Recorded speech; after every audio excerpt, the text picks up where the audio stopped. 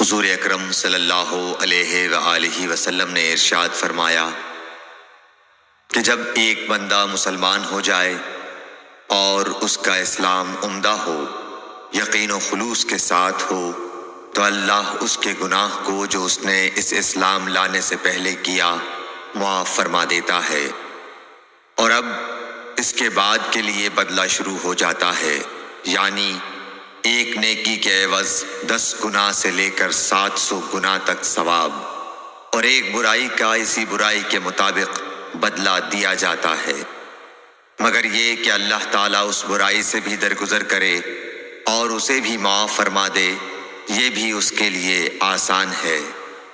صحیح بخاری حدیث نمبر 41۔ رسول اللہ صلی اللہ علیہ وسلم نے فرمایا کہ تم میں سے کوئی شخص جب اپنے اسلام کو عمدہ بنا لے، یعنی نفاق اور ریا سے پاک کر لے، تو ہر نیک کام جو وہ کرتا ہے اس کے عوض 10 سے لے کر 700 گناہ تک نیکیاں لکھی جاتی ہیں، اور ہر برا کام جو کرتا ہے تو وہ اتنا ہی لکھا جاتا ہے جتنا کہ اس نے کیا ہے۔ صحیح بخاری حدیث نمبر 42۔ رسول اللہ صلی اللہ علیہ وسلم ایک دن حضرت عائشہ رضی اللہ تعالی عنہا کے پاس آئے۔ اس وقت ایک عورت حضرت عائشہ رضی اللہ تعالی عنہا کے پاس بیٹھی تھی۔ آپ صلی اللہ علیہ وسلم نے دریافت کیا، یہ کون ہے؟ عرض کیا، فلاں عورت، اور اس کی نماز کے اشتیاق اور پابندی کا ذکر کیا۔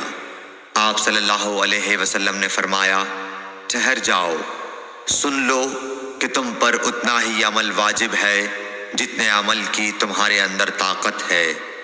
اللہ کی قسم، ثواب دینے سے اللہ نہیں اکتاتا، مگر تم عمل کرتے کرتے اکتا جاؤ گے، اور اللہ کو دین کا وہی عمل زیادہ پسند ہے جس کی ہمیشہ پابندی کی جا سکے، اور انسان بغیر اکتائے اسے انجام دے۔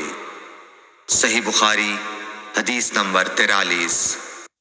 رسول اللہ صلی اللہ علیہ وسلم نے فرمایا، جس شخص نے لا الہ الا اللہ کہہ لیا اور اس کے دل میں جو برابر بھی ایمان ہے، تو وہ ایک نہ ایک دن دوزخ سے ضرور نکلے گا، اور دوزخ سے وہ شخص بھی ضرور نکلے گا جس نے کلمہ پڑھا اور اس کے دل میں گیہوں کے دانے برابر خیر ہے، اور دوزخ سے وہ بھی نکلے گا جس نے کلمہ پڑھا اور اس کے دل میں ایک ذرہ برابر بھی خیر ہے۔ صحیح بخاری حدیث نمبر 44۔